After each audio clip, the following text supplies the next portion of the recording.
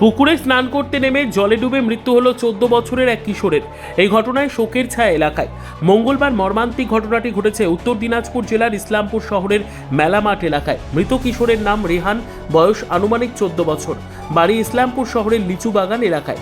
ওই কিশোর দার্জিলিংয়ে পড়াশোনা করত। কয়েকদিন আগে ছুটিতে বাড়ি আসছে।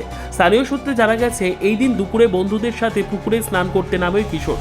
স্নান করতে করতে গভীর জলে তলিয়ে যায়। খবর জানাজানি হতেই স্থানীয় বাসিন্দারা ওই কিশোরকে খুঁজতে পুকুরে নামে। প্রায় 1.5 ঘন্টা পর পুকুর থেকে ওই কিশোরকে উদ্ধার করে ইসলামপুর মহকুমা হাসপাতালে নিয়ে গেলে কর্তব্যরত চিকিৎসক তাকে মৃত বলে ঘোষণা করে। এই ঘটনায় শোকের ছায়া এলাকায়। পুলিশ মৃতদেহটি উদ্ধার করে ময়না তদন্তের জন্য ইসলামপুর মর্গে পাঠিয়েছে। ঘটনার তদন্ত শুরু করেছে পুলিশ।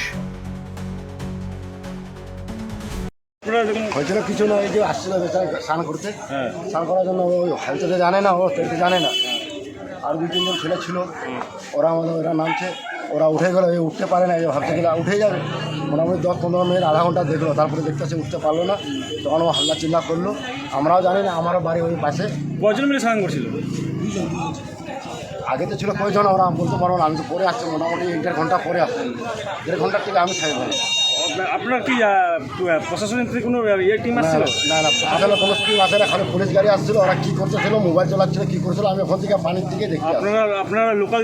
হ্যাঁ হ্যাঁ, আমরা লোকগুলোই উদ্ধার করলেন? হ্যাঁ, লোকাল বলতে আমরা শুনতে পারি জানি, আমরা দৌড়ায় আসছি কি এরকম ব্যাপার কি নামে গেছে।